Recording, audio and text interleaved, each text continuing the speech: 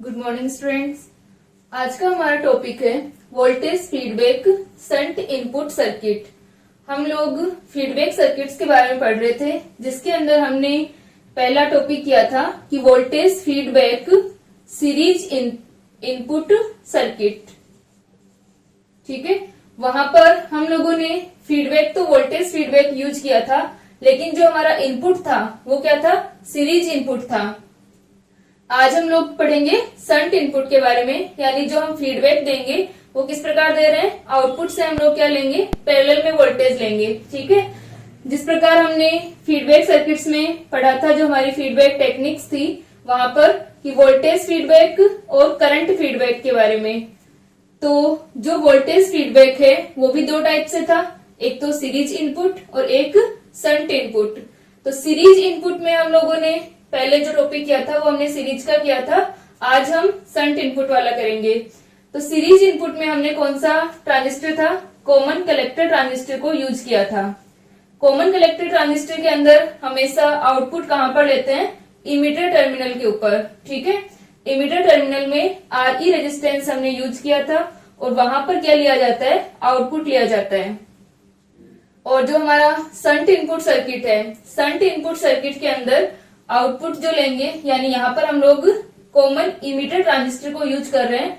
Common emitter transistor में output कहाँ पर होता है? कलेक्टर टर्मिनल के ऊपर। ठीक है, जो संग्राहक टर्मिनल होगा हमारा, वहां पर क्या होगा? आउटपुट लिया जाएगा। और यहाँ पर हमारा जो आउटपुट जिस रेजिस्टेंस के टर्मिनल्स पर हम ले रहे हैं वो कौन सा है? RL है। तो RL क्या कहलाएगा? लोड प्रतिरोध, लोड रेजिस्टेंस। तो यहाँ पर जो हमारा सर्किट है वो एक कॉमन इमीटर सर्किट है। यहाँ पर इमीटर टर्मिनल को क्या किया गया है? ग्राउंडेड किया गया है। ये हमारा बेस टर्मिनल है और ये कलेक्टर टर्मिनल है। कलेक्टर टर्मिनल पर जो हमारी करंट होगी वो कौन सी होगी? आईसी करंट होगी। यहाँ पर जो हमारी करंट होगी बी टर्मिनल, बेस टर्मिनल पर, वो कौन सी करंट होगी? आईबी करंट होगी। और जो सिग्नल इनपुट हमने दिया है Vs, इसका इंटरनल रेजिस्टेंस क्या है? Rs है। और यहां से आने वाली करंट जो इनपुट करंट है वो I है। और इस Rf रेजिस्टेंस के थ्रू क्या दे रहे हैं? शंट फीडबैक हम दे रहे हैं। तो ये हमारा क्या है? यहां से आने वाली करंट If है।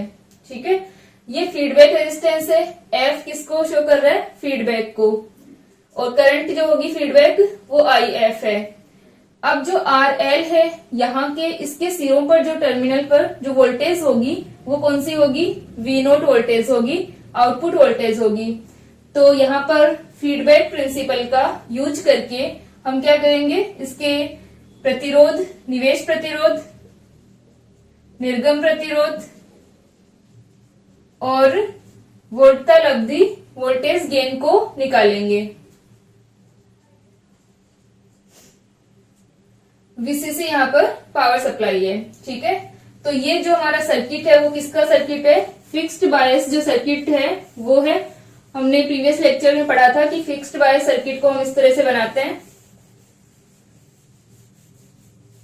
ठीक है, तो अब इस टाइम जो हमारा सर्किट है इसका पहले हम क्या बना लेते हैं? H parameter equivalent circuit.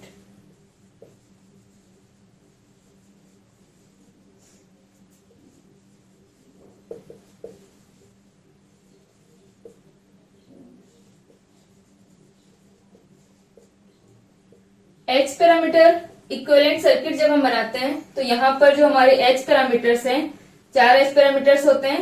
HI, यहाँ पर कॉमन इमीटर है इसलिए हम HIE लिखेंगे। ठीक है, और HRE, HFE और HOE, जहां पर HRE और HOE, ठीक है, इन दोनों का मान क्या होता है? बहुत कम होता है, तो इन्हें हम नेग्लेक्ट कर सकते हैं। तो यहाँ पर H पैरामीटर्स में हम किस किस को यूज करेंगे? HIE को और HFE को। HI जो होती है वो इम्पिडेंस है और HFE जो है वो करंट गेन है, फॉरवर्ड करंट गेन, अग्र धारा लाभ है। ठीक है, तो इन दोनों को यूज करके हम लोग इसका H पैरामीटर इक्विवेलेंट सर्किट बनाते हैं। तो यहां से हमारा जो इनपुट पार्ट है Vs और Rs,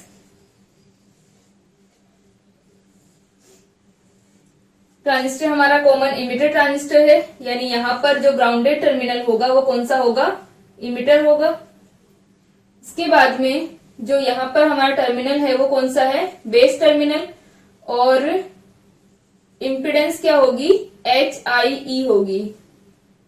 यहाँ का वोल्टेज हो जाएगा VBE। ठीक है, ये जो हमारा वोल्टेज है, बेस इमिटर जंक्शन का जो वोल्टेज होगा वो क्या होता है, VBE वोल्टेज। और इनपुट करंट जो आ रही थी वो क्या है, II है। RF रेजिस्टेंस के थ्रू यहाँ पर फीडबैक दिया गया है, तो फीडबैक जो करंट होगी वो IF होगी, और यहां से आने वाली करंट जो होगी B टर्मिनल से वो हमारी क्या होगी, IB होगी, बेस करंट। आउटपुट पार्ट कौन सा होगा, कलेक्टर टर्मिनल वाला पार्ट। तो कलेक्टर करंट जो होगी IC, यहां पर कौन सी आ जाएगी, GMVBE।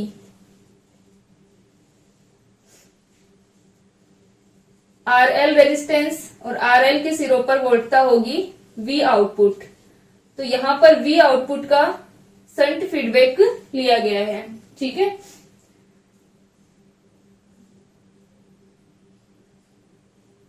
ठीक है, इसको हम पार्श्व पथ निवेश करते हैं। तो यहां पर ये हमारा RL है, तो ये इसका इक्विवेलेंट जो हमारा H पैरामीटर्स होते हैं उनके रूप में इसका तुल्य परिपथ बनाते हैं। H पैरामीटर तुल्य परिपथ हम लोग पहले पढ़ चुके हैं।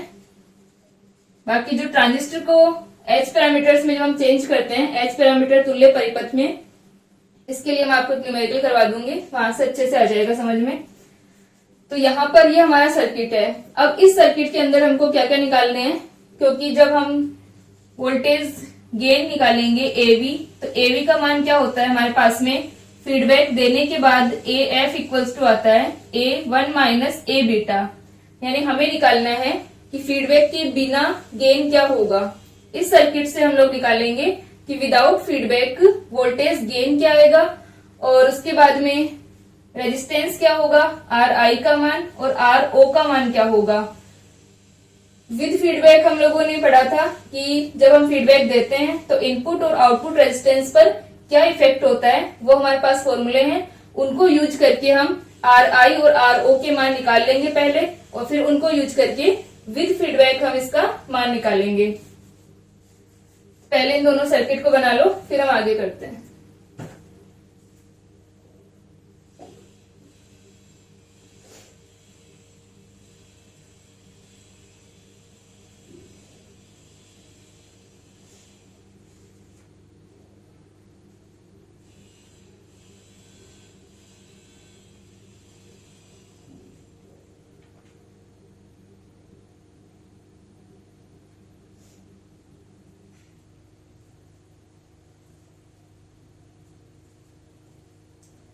ठीक है, तो ये जो हमारा H पैरामीटर इक्विवेलेंट सर्किट है इसी से हम बनाएंगे। तो यहाँ निकालेंगे इनको, इसको हटा देते हैं।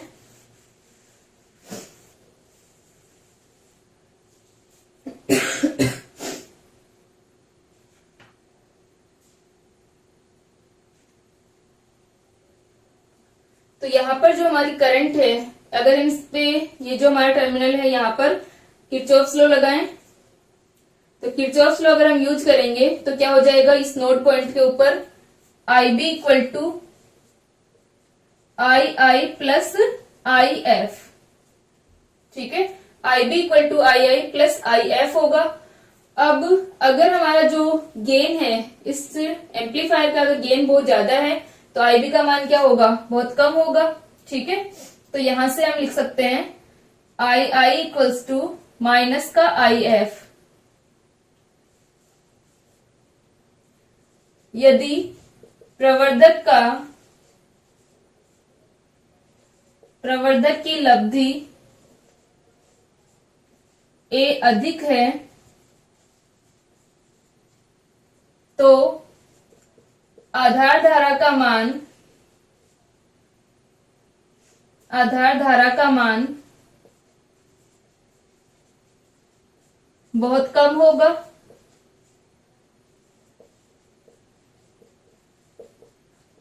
अतः II इक्वल्स टू माइनस का IF। यानी IB को अगर हम नेग्लेक्ट करें तो II इक्वल्स टू कितना हो जाएगा, माइनस का IF हो जाएगा। ठीक है, अब हमारी जो वोल्टेज है, यानी हम लोग, ये हमारा रेजिस्टेंस क्या है, RS है। II और IF का मान निकालें तो II और IF का मान क्या होगा, धारा II equal to II current का मान क्या हो जाएगा, VS minus VBE upon RS, VS minus VBE upon RS। और VBE का मान बहुत कम होता है। ठीक है, VBE जो हमारा बेस मीटर जंक्शन है वोल्टेज, इसका मान अगर कम है तो हम लिख सकते हैं VBE का मान अत्यल्प होने पर, मान अत्यल्प होने पर ये क्या आ जाएगा, I जो होगी ये हमारी VS माइनस VBE थी, VS minus VBE upon RS थी, तो ये अप्रोक्सीमेट क्या हो जाएगी, किसके इक्वल हो जाएगी, VS अपॉन RS के इक्वल। ठीक है, अब हम लोग निकालते हैं कि IF करंट क्या होगी, इसको लिखें।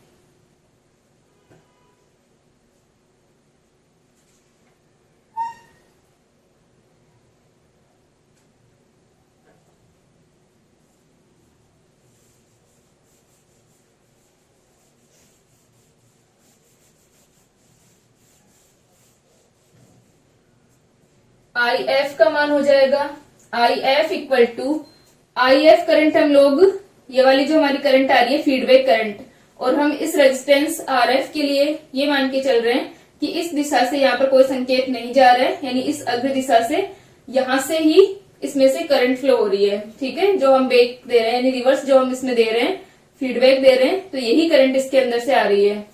तो IF इक्वल टू हो जाएगा, IF क्या होगा, जैसे मान लो हमारे पास में इस प्रकार बैटरी हो, वोल्टताएं हो,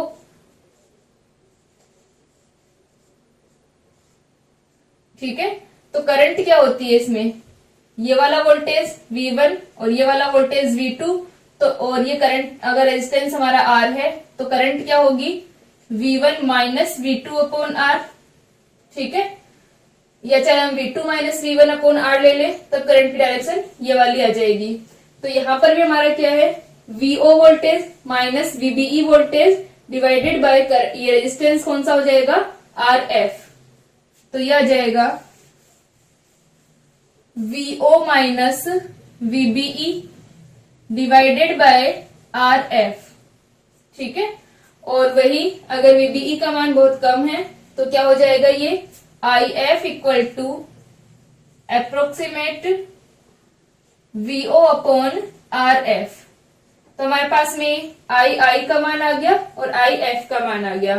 ठीक है, इसको लिख ले।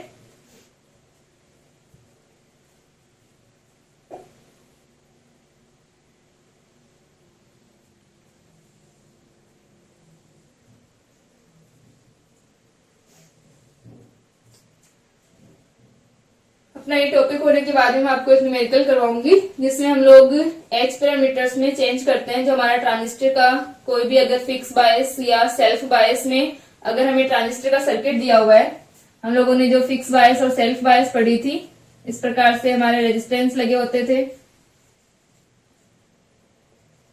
ठीक है, तो इनको हम लोग किस प्रकार इन H पैरामीटर्स में चेंज करते हैं और इनपुट और आउटपुट रेजिस्टेंस निकालते हैं। ठीक है, तो यहां पर हमारे पास में आ गया, करंट आ गई II और IF का मान आ गया। अब हम लोग निकालते हैं VBE का मान क्या होगा। ठीक है,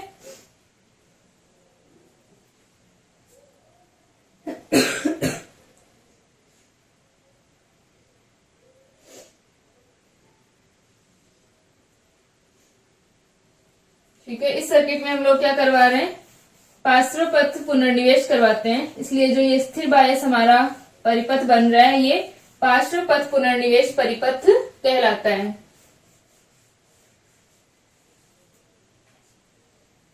ठीक है, ये हमारा वोल्टता पुनर्निवेश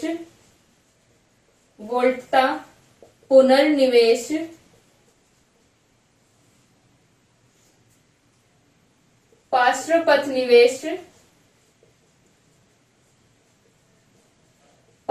पथ निवेश परिपथ है। ठीक है, अब हम लोग निकाले VBE का मान। तो VBE इक्वल टू क्या हो जाएगा, इसके अंदर हम लोग लगा दें किरचॉफ्स लॉ हमारा, जो ये हमारा लूप है ये। तो यहाँ पर हमारा जो VBE का मान आएगा वो कितना आ जाएगा, इसमें से फ्लो होने वाली करंट निकालें पहले हम। तो ये क्या आ जाएगी, VS upon RS plus HI into VBE का मान निकाल रहे हैं हम लोग, तो ये आ जाएगा HI। ठीक है, तो ये हमारा क्या है, VBE है। VS upon RS plus HI, RS plus HI हमारे पास में ये रेजिस्टेंस हो गया, और VS क्या है, वोल्टेज है। तो VS upon RS plus HI into HI। ठीक है, तो ये हमारा क्या आ गया, VBE का मान आ गया। अब जो VBE का मान हमारे पास में आ गया, अब V आउटपुट क्या होगा, V आउटपुट इक्वल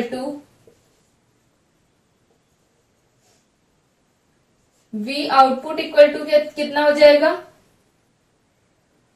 ये जो आउटपुट है वो क्या है, RL के सिरों पर वोल्टता है। तो RL के सिरों पर वोल्टता क्या होगी, RL इंटू इसमें से फ्लो होने वाली करंट, उसको हम मान लेते हैं IL है। ठीक है, RL के लिए करंट अगर हम IL माने तो V आउटपुट क्या होगा, RL इंटू IL, और IL क्या है, इस IC के अपोजिट करंट की तो ले रहे हैं हम। यहाँ पर फ्लो होने वाली करंट क्या है, IC है, लेकिन अगर हम RL के अकॉर्डिंग देखें, यानी हम अपोजिट डायरेक्शन लेके चले, तो ये एक तरीके से क्या हो जाएगी, माइनस का IC हो जाएगी। ठीक है, तो यहां पर हम लिख सकते हैं IC का मान क्या है, GMVBE। ठीक है, इस प्रकार हमारी IC की डायरेक्शन है, और अगर हम RL के अकॉर्डिंग डायरेक्शन ले, अपोजिट लें, तो ये माइनस का IC हो जाएगी। ठीक है, तो ये हमारे पास में माइनस में जो डायरेक्शन आ रही है, तो IC का मान कितना है, GMVBE। यहाँ पर हमारा जो वैल्यू होती है वो हमारी क्या है, IC का मान है, इसको हमने ट्रांस कंडक्टेंस GM में चेंज किया था। तो ये GMVBE हमारी है, तो ये माइनस का GMVBE इंटू RL। ठीक है, तो V आउटपुट इक्वल टू आ गया माइनस GMVBE इंटू RL, और यहां पर अगर हम VBE का मान रखें तो V आउटपुट का मान क्या हो जाएगा, माइनस का GMVBE का मान क्या है, VS HIE upon RS plus HI into RL। ठीक है, ये हमारे पास आ गया VO का मान। अब बिना पुनर्निवेश के वोल्टता लब्धि क्या होगी, बिना पुनर्निवेश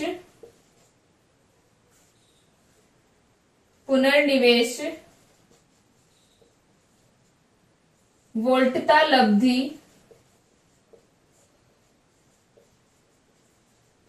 लब्धि A का मान कितना हो जाएगा, VO अपॉन VS।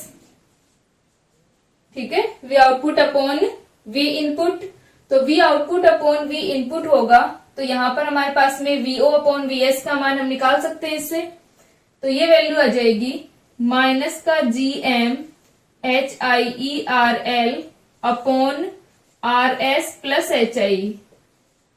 ठीक है, और GMHIE क्या होता है, HFE होता है। आप लोगों को याद होगा, हम लोगों ने फॉर्मूला लिखा था HFE upon HIE।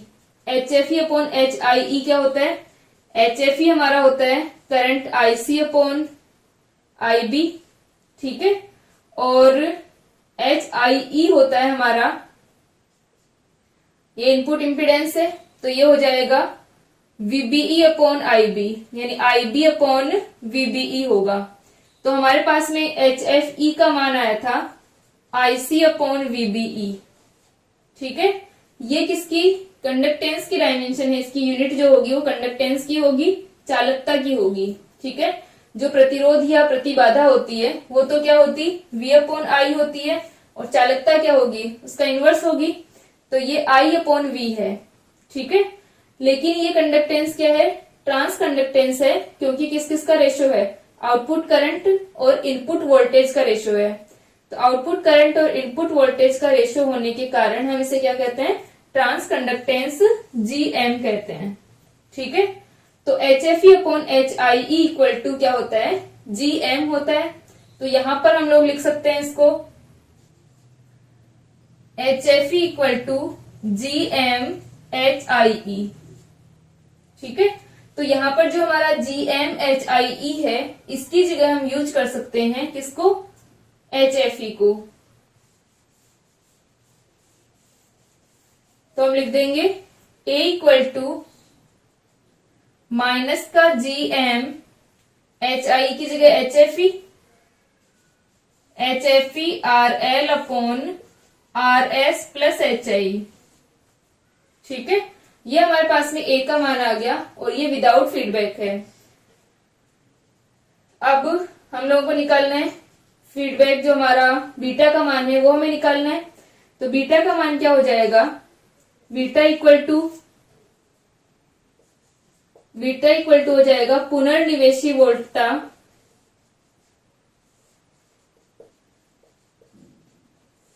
Feedback voltage upon load वोल्टता। ठीक है, पुनर्निवेशी वोल्टता अपॉन लोड वोल्टता, और यहाँ पर संट इनपुट है और हम वोल्टेज फीडबैक ही ले रहे हैं, और यहाँ पर इनपुट भी क्या है, संट है। यानी इस प्रकार बनेगा हमारा सर्किट। जब हमने वोल्टेज फीडबैक पढ़ा था वहां पर देखा था, ये भी आउटपुट है। इस प्रकार हम वोल्टेज फीडबैक लेते हैं, ये बीटा है, और संट हम क्या दे रहे हैं, इनपुट दे रहे हैं, ये हमारा वी आई। इस प्रकार देते हैं हम लोग। ठीक है, संट इनपुट देते हैं और फीडबैक भी हम क्या ले रहे हैं, पैरेलल से ही ले रहे हैं। तो हमारा जो होगा पुनर्निवेशी वोल्टता को हम क्या लिख सकते हैं, आर एस वी एस के इक्वल, आर एस आई आई के इक्वल, क्योंकि यहाँ पर जो हमारा पैरेलल में है तो ये जो वी एस और वी एफ सेम ही होंगे यहाँ पर। ठीक है, वोल्टेज तो R S I I upon load वोल्टता को हम लिख सकते हैं आर एफ आई एफ।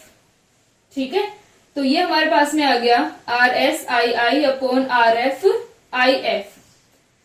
तो ये जो हमारा वैल्यू आई है बीटा की, इसके अंदर हम देख सकते हैं जो स्टार्टिंग में हमने लिखा था कि आई आई जो है वो क्या है, माइनस आई एफ के इक्वल है।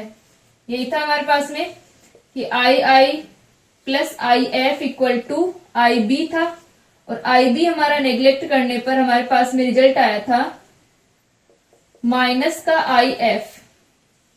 ठीक है, I I equal to minus I F. तो ये हो जाएगा R S upon R F, minus का R S upon R F आ जाएगा। ठीक है, इसको लिख लो एक बार।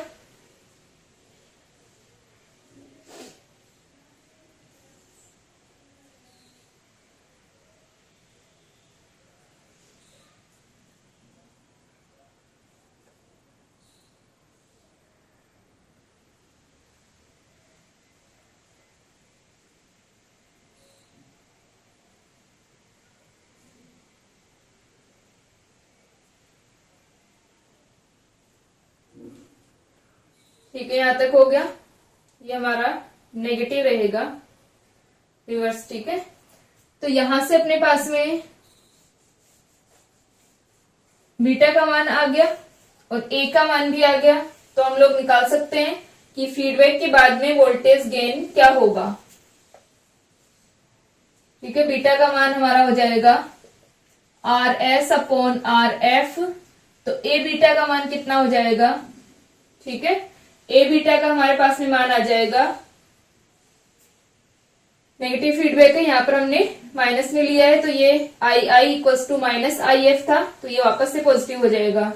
तो ए बीटा का मान हो गया H F E R L upon, minus में है, माइनस का H F E R L और R S upon R F into R S plus H I. ठीक है,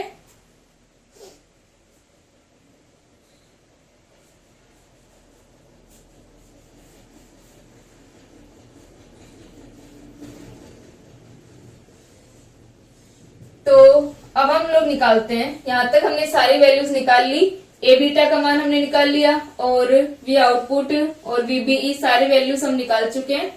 अब हम लोग फीडबैक प्रिंसिपल को यूज करके क्या निकालेंगे, विद फीडबैक गेन कितना होगा, विद फीडबैक आर आई का मान क्या होगा और विद फीडबैक आर ओ का मान क्या होगा, जो कि हम लोगों ने पहले पढ़े थे कि नेगेटिव फीडबैक हम दे रहे हैं तो फीडबैक का क्या इफेक्ट होता है इनपुट और आउटपुट रेजिस्टेंस के ऊपर। ठीक है, तो सबसे पहले हम निकालते हैं गेन, निकालते हैं विद फीडबैक। गेन आ जाएगा हमारा विद फीडबैक, इसका मान कितना होगा, A F equal to A upon 1 minus A beta. ठीक है, ए एफ का मान आ जाएगा A upon 1 minus A beta. तो यहां से हम लोग वैल्यू रख दें ए की, ए बीटा की और ए की, तो ये हो जाएगा ए एफ इक्वल टू ए का मान क्या था माइनस का H F E R L upon are S plus H I. ठीक है, और इसका 1 प्लस ए बीटा हम करेंगे क्योंकि माइनस है, माइनस माइनस प्लस हो जाएगा, H F E R L R S upon R F R S plus H I. ठीक है, H F E R L R S upon R F R S plus H आई। अब जो हमारा gain है A F का मान इतना आ गया। ठीक है, अब इसके अंदर जो अगर H F E R L R S upon R F R S plus H आई, इसका मान जो है वो क्या हो, ज्यादा हो 1 से। ठीक है, अगर इसका मान बहुत ज्यादा है 1 से तो हम 1 को क्या कर सकते हैं, नेग्लेक्ट कर सकते हैं। ठीक है, इसको लिखो,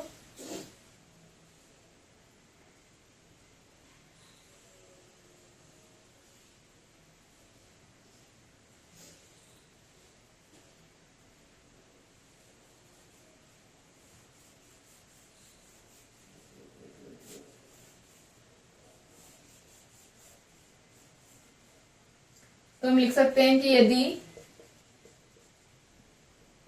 H F E R L R S upon R F R S plus H आई का मान जो है वो 1 से ज्यादा है तो 1 को नगण्य मान सकते हैं, नेग्लेक्ट कर सकते हैं इसको।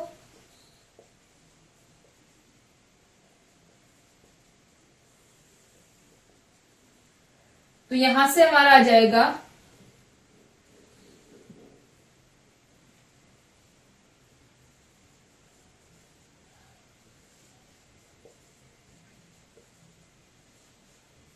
वन को नेग्लेक्ट कर दिया तो ये वाली वैल्यू हट जाएगी, एच एफ ई से H F E cancel, are L से आर एल और ये are S plus H I cancel, तो कितना बच जाएगा, आर एफ ऊपर चला जाएगा तो ए एफ का मान आ जाएगा approximate R F upon are S. ठीक है, ये हमारे पास में वैल्यू आएगी वोल्टेज गेन की। अब हम लोग निकालते हैं निवेशी और निर्गम प्रतिरोध का मान।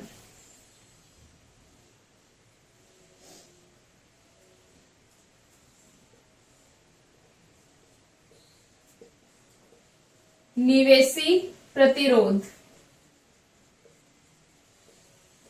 निवेशी प्रतिरोध आर आई डेस क्या होगा, are I upon 1 minus A beta. ठीक है, तो यहां से अपने पास में आ जाएगा R I dash equal to R I upon 1 minus A beta. तो इसके अंदर हम लोग वैल्यू रख देते हैं आर आई की और ए बीटा की। ठीक है, तो आर आई का मान क्या है, R I equal to R I जो हमारा होगा, यहां से इनपुट रेजिस्टेंस हमारा क्या हो जाएगा, आर एस प्लस एच आई, ये दोनों सीरीज में है तो आर आई का मान हो जाएगा R S plus H I. ठीक है, आर एस और एच आई दोनों ऐड हो जाएंगे और ए बीटा का मान हमारे पास में है, ए बीटा का मान क्या था, ए बीटा इक्वल टू माइनस का H F E R L R S upon R F R S plus H आई, आर एफ नहीं था। ठीक है, ये था हमारे पास में अच्छा, इसके साथ में ये भी बीटा भी रख रहे हैं हम, तो आर एफ भी आ जाएगा, R S upon R F. तो ये हमारा ए बीटा का मान है। ठीक है, तो यहाँ पर हम लोग ए बीटा और आर आई का मान रख के आर आई डैश का मान निकाल सकते हैं। ठीक है, यहां तक लिख लो इसको।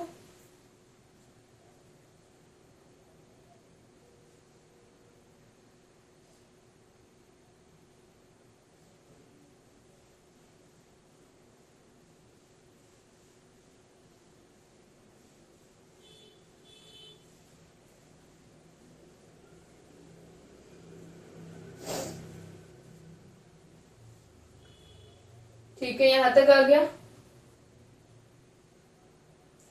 यहाँ पर हमारा जो आर आई का मान है आर एस प्लस एच आई, क्योंकि ये जो है वो बिना पुनर्निवेश के प्रतिरोध है, निवेशी प्रतिरोध। ठीक है, बिना पुनर्निवेश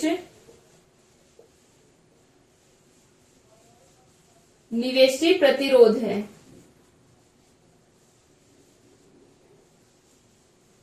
ठीक है, और ये हमारा क्या है, ये जो वैल्यूज हमने प्रीवियस लेक्चर्स में निकाली थी वही है, वो फॉर्मूला हम यूज कर रहे हैं। तो ये बिना पुनर्निवेश निवेशी प्रतिरोध जो है, तो यहां से अपने पास में आ जाएगा R I equal to R S plus H I E, क्योंकि बिना पुनर्निवेश के आर एफ का मान क्या होगा, ठीक है, इन्फिनिटी होगा, यानी यहाँ पर कोई प्रतिरोध नहीं होगा। तो आर एफ को हम क्या लेते हैं, एज ए इन्फिनिटी लेते हैं। जब कोई प्रतिरोध नहीं होता है यानी वहां से करंट फ्लो नहीं हो सकती। ठीक है, और जब वहां से करंट फ्लो नहीं हो सकती है तो क्या होगा, आर एफ का मान इनफाइनाइट हो जाएगा। ठीक है, तो आर आई हमारा ओनली क्या होगा, आर एस और एच आई इनके सम के इक्वल ही होगा।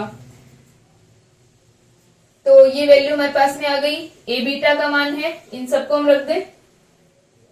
ठीक है, इन सबको रख करके आर आई डैश का मान अपने पास में आ जाएगा।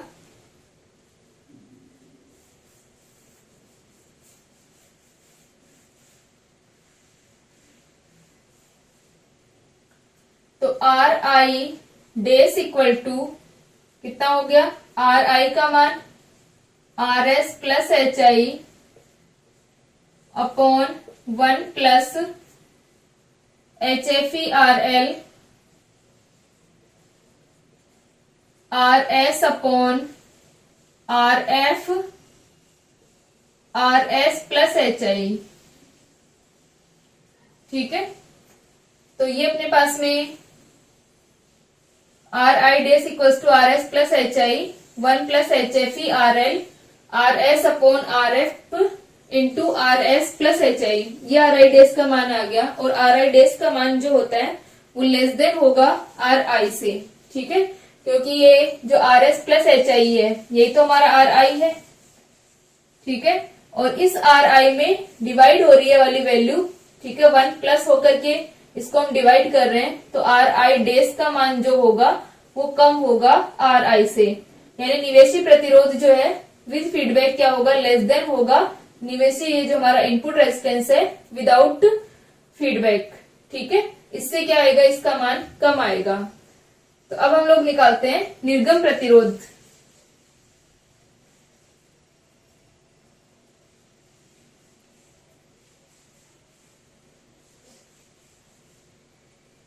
ठीक है, निवेशी प्रतिरोध हो गया। अब हम लोग निकालते हैं निर्गम प्रतिरोध, आउटपुट रेजिस्टेंस।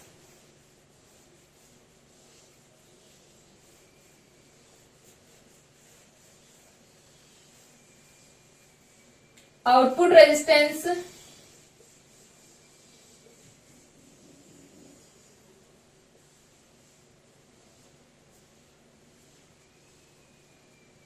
ठीक है, तो आउटपुट रेजिस्टेंस के अंदर हमारा फॉर्मूला जो होगा R O dash equals to R O upon 1 minus A beta.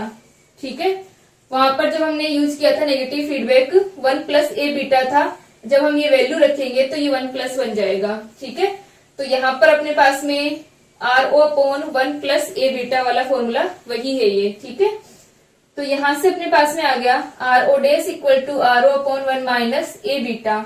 अब हमें क्या निकालना है, जहां पर आर ओ डैश तो क्या है, विद फीडबैक आउटपुट रेजिस्टेंस है।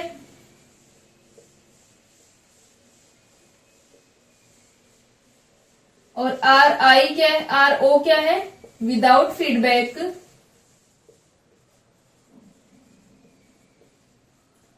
विदाउट फीडबैक आउटपुट रेजिस्टेंस है।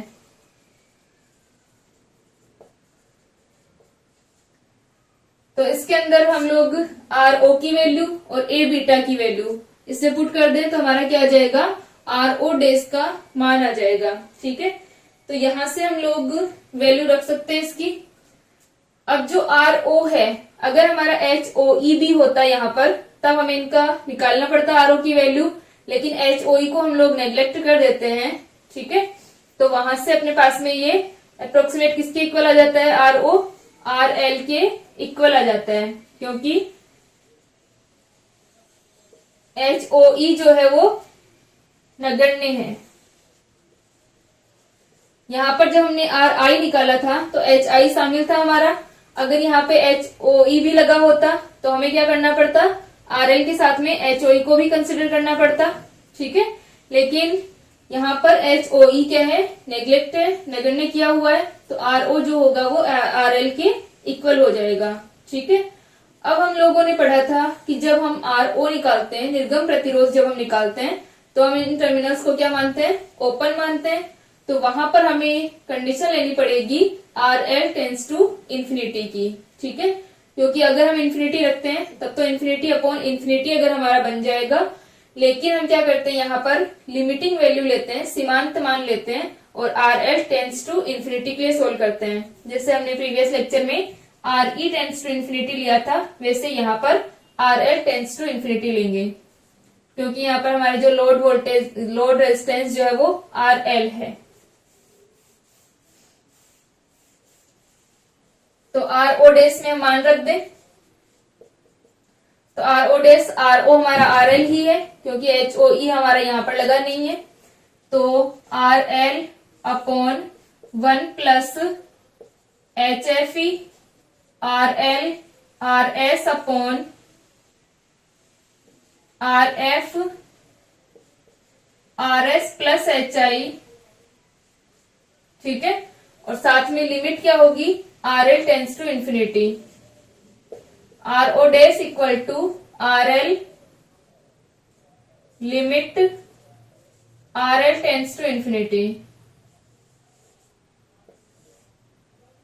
ठीक है, तो ये हमारे पास में आर ओ डेस का मान आएगा। यहाँ पर हम लोग R L tends to infinity, इसको थोड़ा सोल्व कर लेंगे। ठीक है, आर एल को हम लोग क्या कर रहे हैं कि अगर आर एल की वैल्यू इनफाइनाइट की तरफ टेंड करे तो इसको हम थोड़ा सोल्व करें।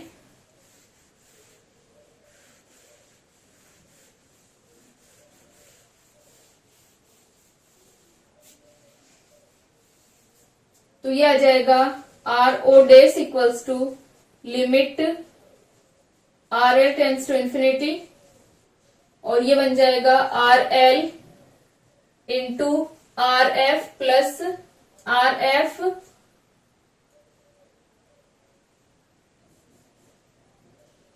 Are L R F R S plus H I E divided by R F R S plus H I E plus का H F E R L R S. ठीक है,